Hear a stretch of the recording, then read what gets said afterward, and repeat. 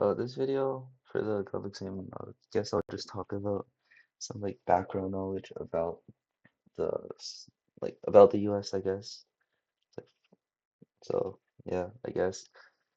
So to start off, we could like go back to APUSH or US history, where we get the foundational principles of the country and like why the country was founded, partially, as you know, because of taxes that the British, but some more like ideas, I guess you'd say.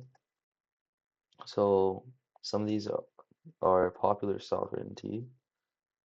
uh, sovereignty, which is basically like the government's power comes from the people itself, and the people should have the right to say in their government, and it's basically like the people's vote, the people's decision.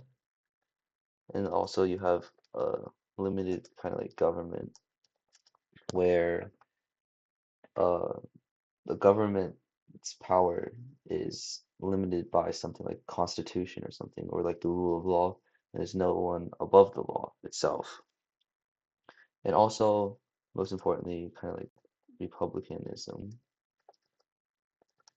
uh, which is like a democracy, which is basically democracy, and that the people get to elect their own government. So, like the so like obviously to start off, key documents that we have to know, which are quite important to this country, and as as a citizen or whatever, as someone residing in the U.S., I guess it's important to know some of these documents. So, firstly, obviously got the Declaration of Independence. I don't think uh I don't think the timeline or like the date will necessarily matter, but you got to know the Declaration of Independence. If you don't know, it basically said the 13 colonies of the US uh, are now independent from Great Britain. And it was mainly because uh, people in the colonies distrusted the British government. They viewed the British government as oppressive and not representing them, as they had no voice in the British Parliament themselves. It was based off of like Enlightenment ideas such as natural rights, the social contract, and the right to overthrow an abusive government. And natural rights are basically like life, liberty, and the pursuit of happiness. These things are like unalienable rights, which means that they can't be taken and that every person must have uh must have like access to these rights, and they're non-negotiable. And the social contract is like a contract an agreement between the government and the people, where the people consent to being governed by the government. And when the contract breaks, the people have the right to overthrow the government to establish a new one.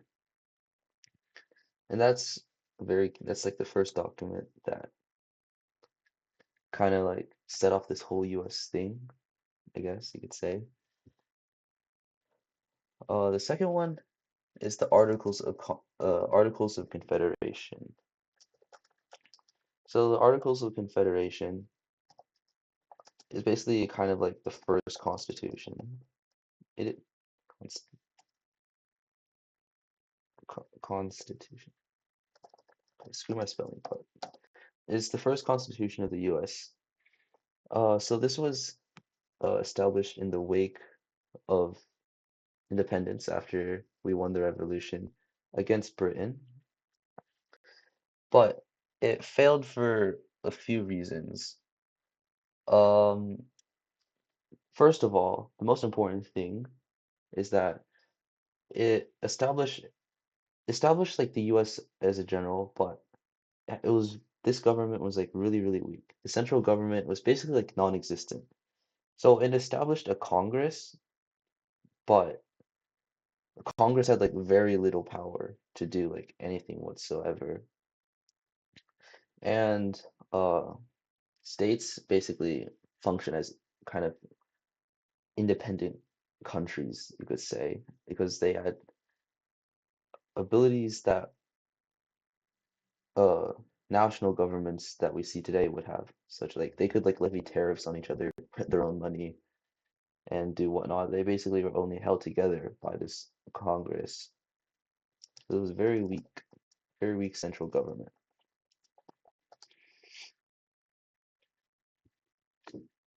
And this thing, uh, it also did have a few good things on the plus side of the Articles of Confederation, even though it was not the best. They established the idea that the law rules the land. Like the law rules the land, and also had um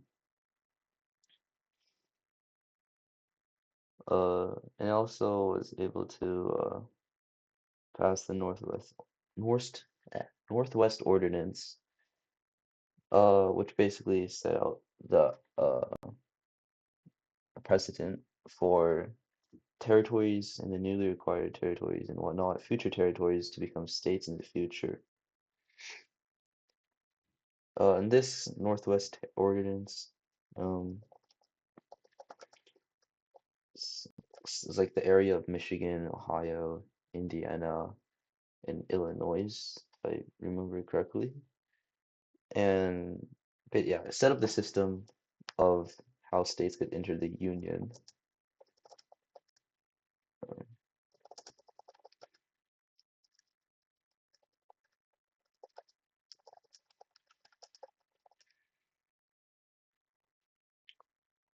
Okay, but as the Articles of Confederation kind of like died and whatnot, or not died, but like showed its weaknesses, uh, there became like a few issues since the U.S. had lots of debt, following its independence. Congress didn't have any money to kind of pay back the debt and stuff, and it was basically the country is basically in shambles. It wasn't working. There was a rebellion, I forget what it was called. I think it was Bacon's Rebellion, something like that. Well, there was a rebellion, and the government struggled to put it down. So then, we get to the idea that we need a new constitution in the U.S. Uh, so then another constitutional convention was called. I forget where it was, but basically went like this. Uh, so during the convention, there were two main factions that wanted to like rewrite the new constitution. So you have the Federalists, led by people like James Madison and Alexander Hamilton, and then you have like anti-federalists, if you remember from APUS history.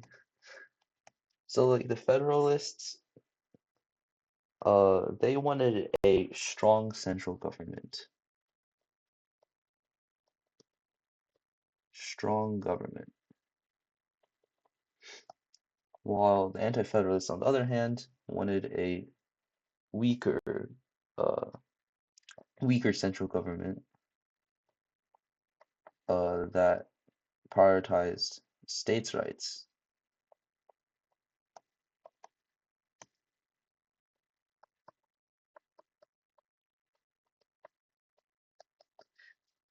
They So the Federalists saw this as uh, necessary because they saw the Articles of Confederation as too weak.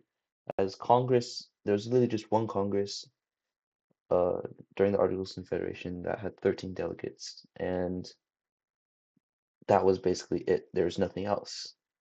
And they viewed uh, that Congress to be too weak and that the central government had to be more powerful in order to keep the country together and make it kind of an actual coherent nation. While the Anti-Federalists wanted a weaker central government that focused more on states' rights because they still feared uh, the kind of like overbearing nature from what they had with Britain. So they prioritized local autonomy over a very strong central government.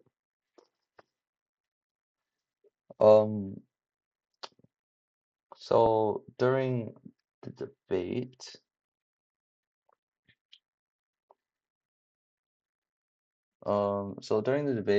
for this, there's the Virginia Plan, shoot, New Jersey, Connecticut. Okay, there was a few plans that laid out uh the government. So there's one based, I'm forgetting the name. It's was it the Virginia Plan? Let me see. I believe it was the new.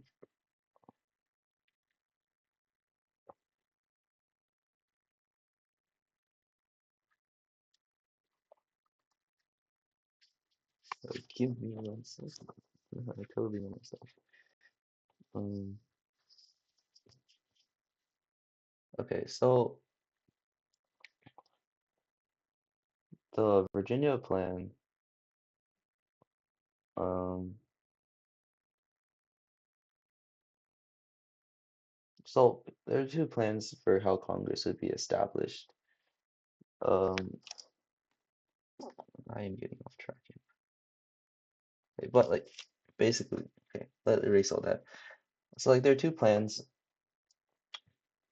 that kind of establish how the government will look like. So obviously we got strong and weak. And then the Anti-Federalists also viewed an overbearing government as a threat to democracy and their personal freedoms. So they also wanted a Bill of Rights, which is why we have the Bill of Rights today, that outlined essential things that are not going to be in the Constitution itself. Uh,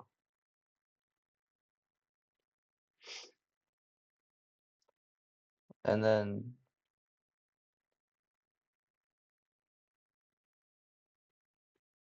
um, shit, I don't know what to say. Well, like the Federalists believe that the strong government was necessary, like I said earlier. Okay, I'm just like going in a circle now.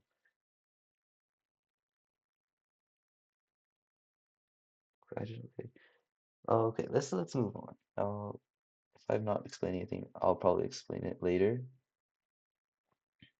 So, but in the end, due to in the end, to compromise and whatnot, uh, the convention's constitution, the convention would produce a constitution, the one that we have today. It would contain a government set up into three branches. So this is what the government would look like. So with three branches, we have the executive. I don't care if my spelling's wrong. Legislative,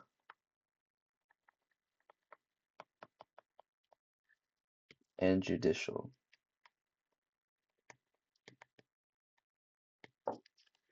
Okay, let's see how long is this?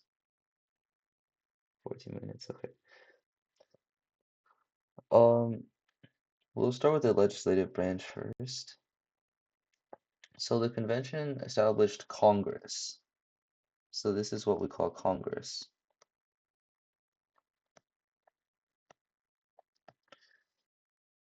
And then Congress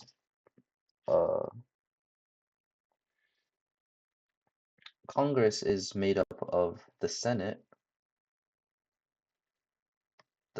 known as the upper house, and also the House of Representatives.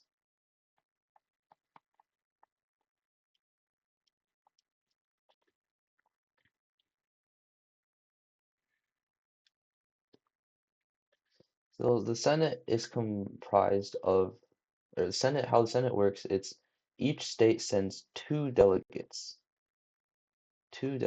per state. And this was because smaller states that didn't have much population felt they would be underrepresented in the government, and that the more popular states would be basically calling the shots all the time. So the Senate also served to confirm executive uh, appointments to like cabinet members.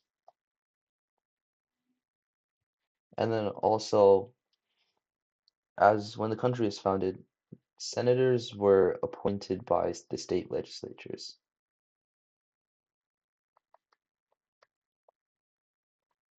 But that's different now because we have we have an amendment that changed that to the people elected.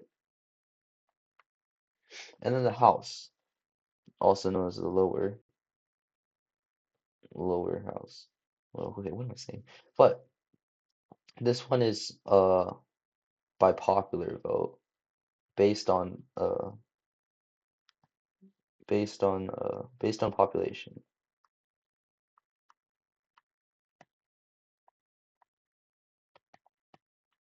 So basically, this is the more people that a state has, the more delegates it can send to Congress.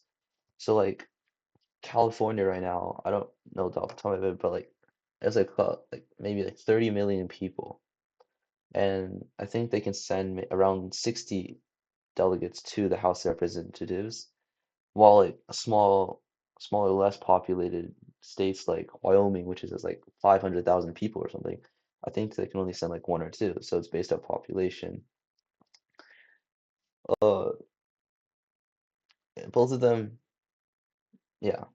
And then the legislative branch, as we know, as a whole, creates the laws and writes laws, creates laws and writes laws. And also, don't forget, yeah. So we have the executive branch now, which is the presidency.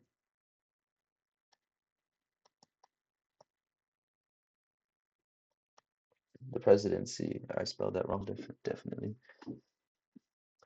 So the presidency is the commander in chief of the military. So he's the commander in chief, head of the armed forces of the United States. Oh my God, my spelling. Commander-in, what am I doing? What the heck? Commander in chief. Commander in chief of the military, and then serves as like the primary representative. The oh, okay, I drew a P, an R. Primary rep abroad.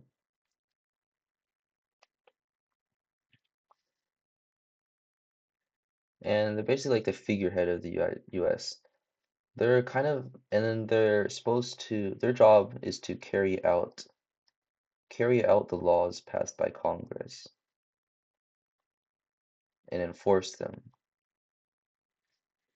And yeah, basically primary function. And then you have the judicial, which is the courts.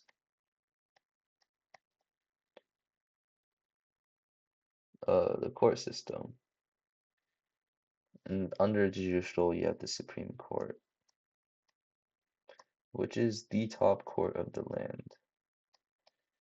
If I remember correctly, I don't think the Supreme Court was the Supreme Court is created by, was it? Okay, I don't remember. Actually, ignore that. But under judicial, you have the Supreme Court and the courts, and then uh, judicial basically just interprets the laws and can strike down things deemed as unconstitutional.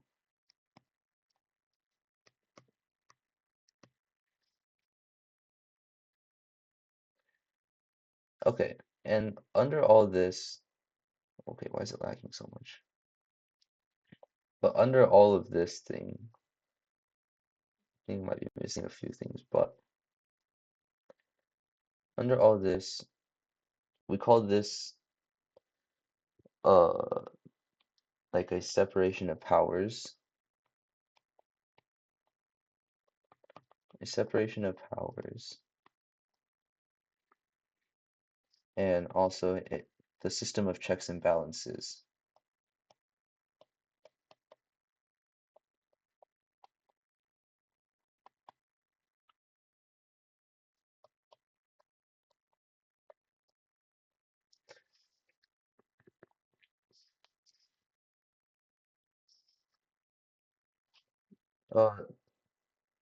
Forgot to say, but the judicial, executive, and legislative branches of government are like outlined in the first, second, and third articles of the Constitution.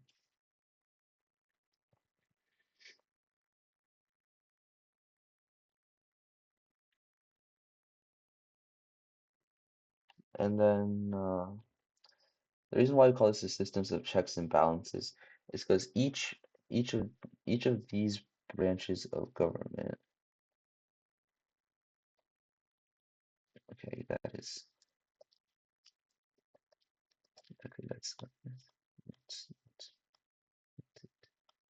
because each of these branches of government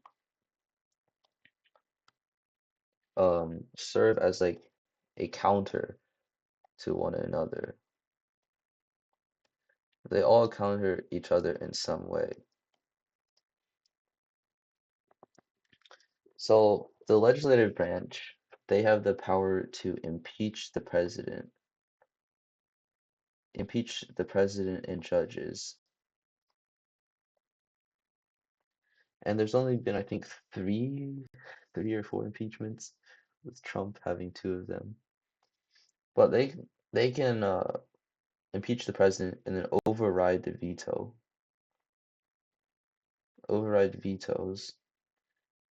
and then since they have, and they can also reject a president's nominee and ratify treaties. Oh, I forgot. Yeah, this legislative branch also ratifies treaties.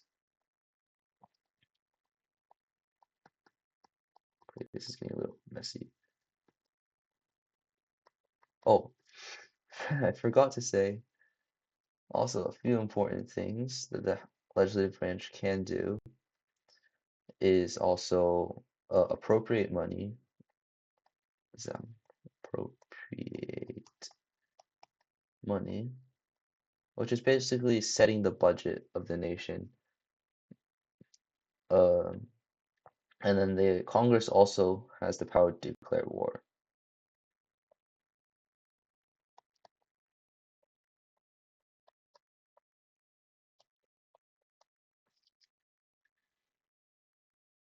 Okay, these are so like let's go back to the checks and balances. Legislature can impeach the president, override veto, uh, also impeach judges and whatnot. And then the president can veto any laws made by Congress. So veto laws. Can veto laws based on Congress if the president doesn't agree with it, or like it's just a bad law overall, or something that can be that's like so like they can just say no to a law basically, and that serves as a counterbalance to this legislative branch. And the judicial branch can deem things as unconstitutional since they interpret the law.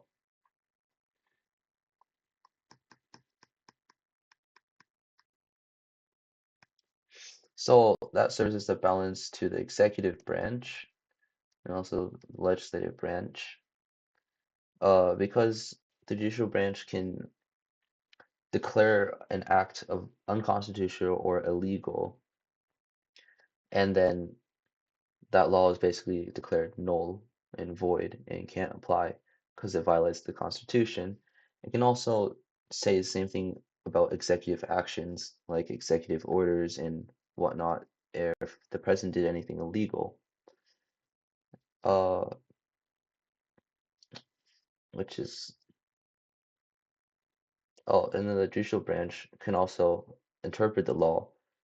So they can interpret what gets passed by Congress.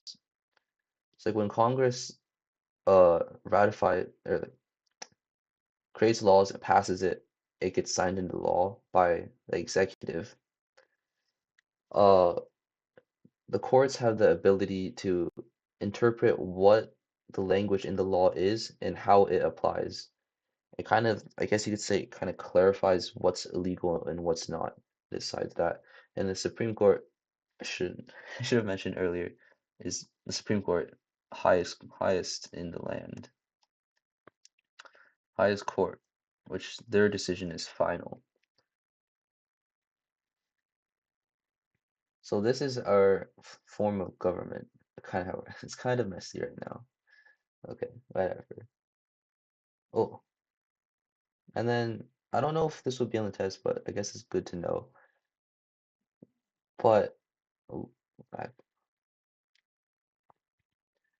But the thing that we call the judicial, like the judiciary's ability to interpret the law is what we call judicial review.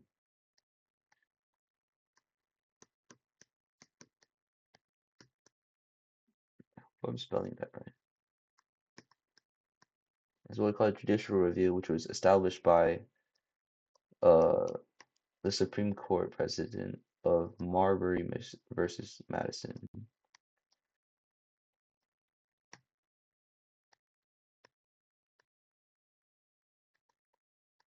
That basically established the idea of judicial review in the United States. Um,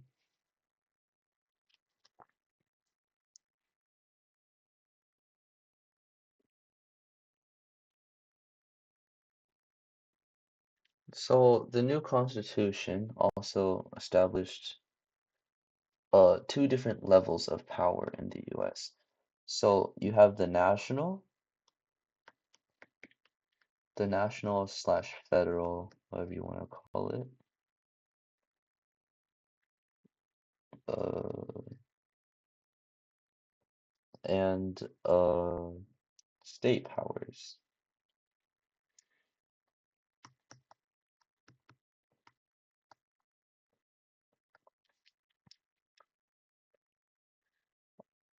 So this is what we call federalism. I'm really bad at explaining. This is what we call federalism. It's basically like the division of power between the national government over here, and then the state government, state and local governments. So the national government, or known as the federal government, is obviously going to take precedent before the state, and the national government has more power. Yeah. Okay, so key things that the federal government can do. It controls money supply, so prints money, and that solves the like 13 different currencies uh that the US had under the Articles of Confederation. And has the power to declare war. So that's a unified foreign policy and ability to make diplomatic decisions along with make treaties, make and sign treaties.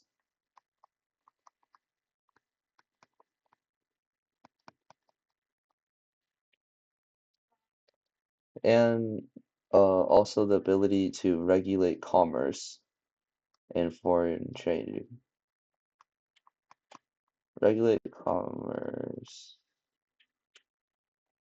So these things are also known as what is it? Enumerated powers. That's what it says on on the thing on the review packet. And then you have the state's powers, also known as reserved.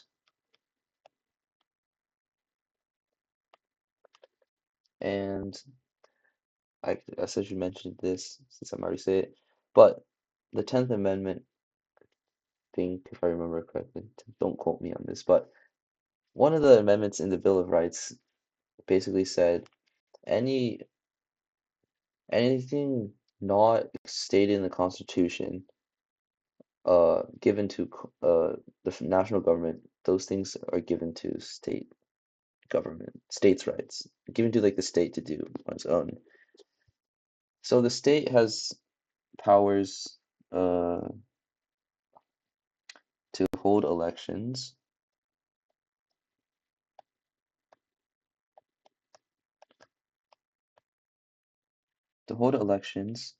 ratify constitutional amendments. Where did my R go? Is that an R? Ratify amendments.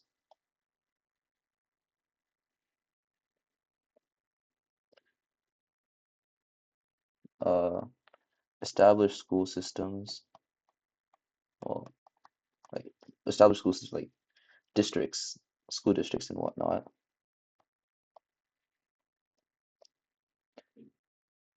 To make like internal laws, state unique laws, as long as it doesn't really conflict with federal laws, I think. Actually, ignore that, what I just said. To make state unique laws, such as things like marriage, that's a pretty big thing nowadays, such as marriage laws and whatnot, and also to regulate things within the state,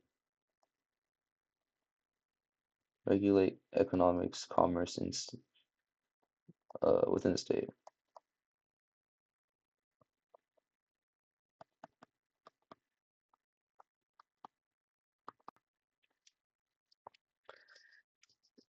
Okay, so under these two things, they also have shared powers.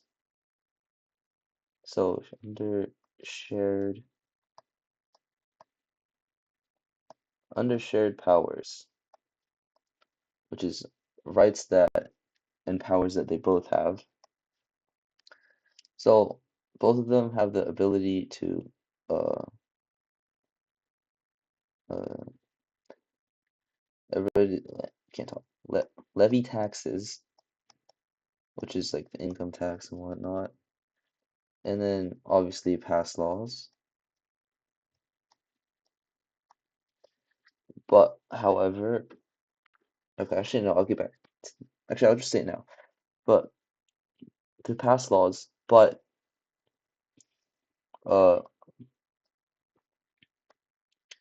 but the federal laws will take place over state laws. So basically, it's federal laws over state laws, and this is via what we call the supremacy clause of the Constitution.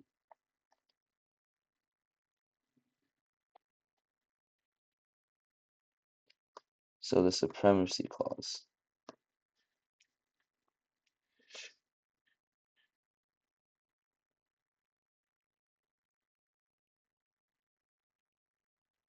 So obviously both of them have the ability to borrow money, and then also establish a court system, establish courts within them, say federal courts and state courts. And then obviously other things like welfare and whatnot.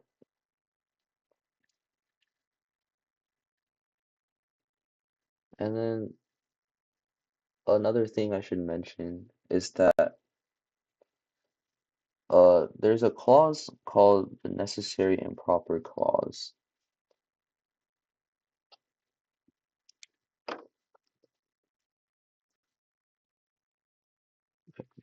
small.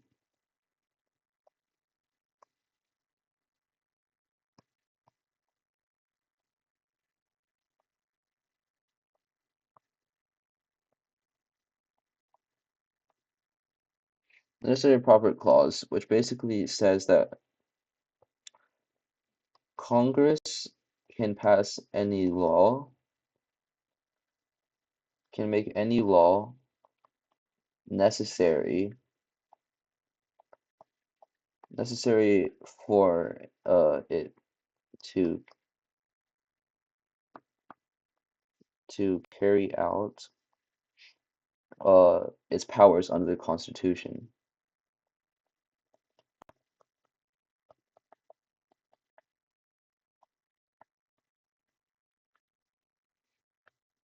So this thing really did expand federal power a lot, because because it basically allowed Congress to do anything that they deem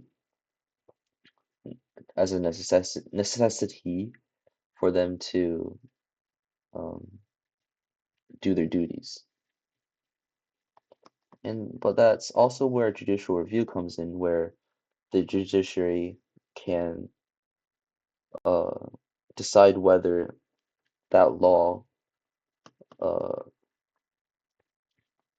violates the Constitution and is a right for the states and not Congress itself. Um,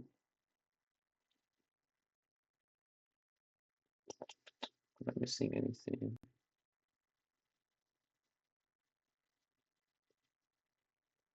How long is this actually? Let's put this.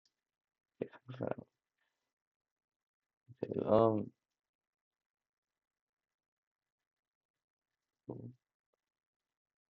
So I guess this is the overview for now.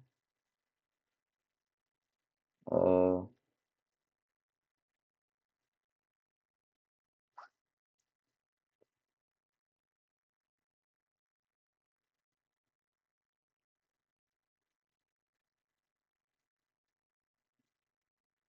yeah. I will end the video here and make another part, I guess.